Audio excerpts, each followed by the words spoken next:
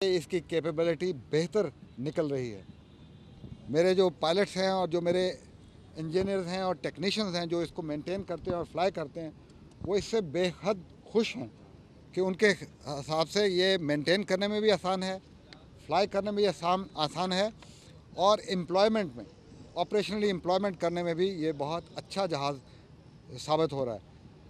ये याद रखिए कि जब भी कोई चीज़ नई बनती है, वो मोटरसाइकिल बने, गाड़ी बने या जहाज़ बने, तो उसमें कुछ चीज़ें ऐसी होती हैं जिनको वक्त के साथ साथ बेहतर करने की ज़रूरत होती है।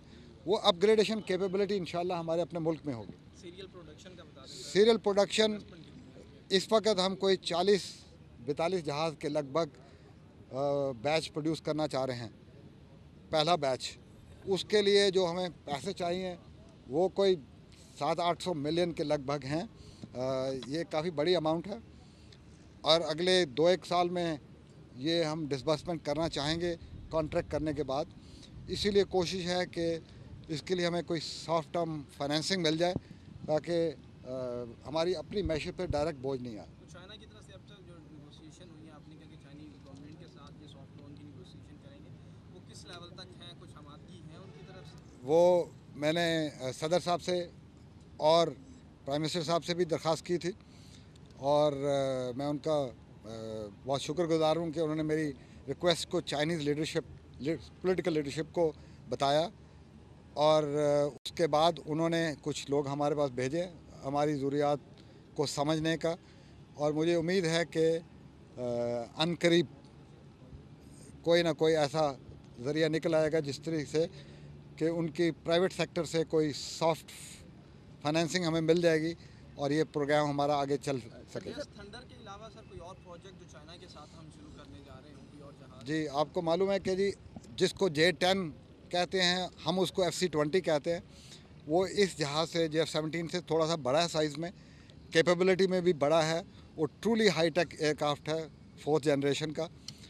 उस पे हमारी टेक्निकल नेगोशिएशंस हो चुकी है।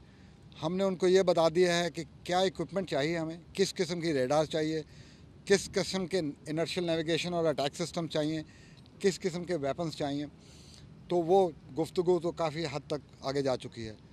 अब उसके कुछ हमने वेपन्स के ट्रायल्स देखने और फिर आखिर में बात वही फाइनेंसिंग पे आ जाती है।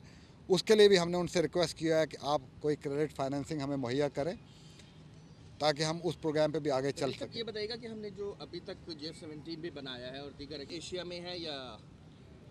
इस पे सबसे पहले तो ये है कि हमारी अपनी ज़रूरियात इस कदर ज़्यादा हैं इस वक्त अगले 5-7 साल में कि मार्केटिंग के लिए हमारे लिए एक्सपोर्ट सरप्लस मुमकिन शायद ना हो, लेकिन उसके लिए एक कोशिश जारी है क्योंकि चाइना में भी कुछ काम किया जा सकता है और पाकिस्तान में भी उसकी पैदावारी गुंजाइश को बढ़ाया जा सकता है। उसके लिए कुछ इन्वेस्टमेंट चाहिए होगी, लेकिन इसलिए हम कोई बहुत एक्टिवली मार्केटिंग नहीं कर रहे। पहले हम अपनी ज़रूरियात को पूरा करने की कोशिश करेंगे। हमारी ख्वाहिश होगी कि चाइनीज़ एयरफोर्स भी ये ख़रीदे। कुछ और ममालिक हैं हमारे जैसे जो कि थर्ड वर्ल्ड के हैं जो कम पैसे में अच्छी क्वालिटी लेना चाहते हैं। ये जहाज़ जो है ये अंग्रेज़ी में जैसे कहते हैं very good value for money, यानी कि कम पैसे में बहुत अच्छी कैपेबिलिटी मिलेगी। मैं अक्सर कहता हूं कि आज दुनिया में जो 4th जनरेशन के जहाज़ अवेलेबल हैं उनमें जिसको भी देखें तो ये तकरीबन आधी कीमत पे मुयस्सर होगा। तो it is a very good value for money. Thank you sir. Thank you very much. Thank you. मैं आ रहा हूँ।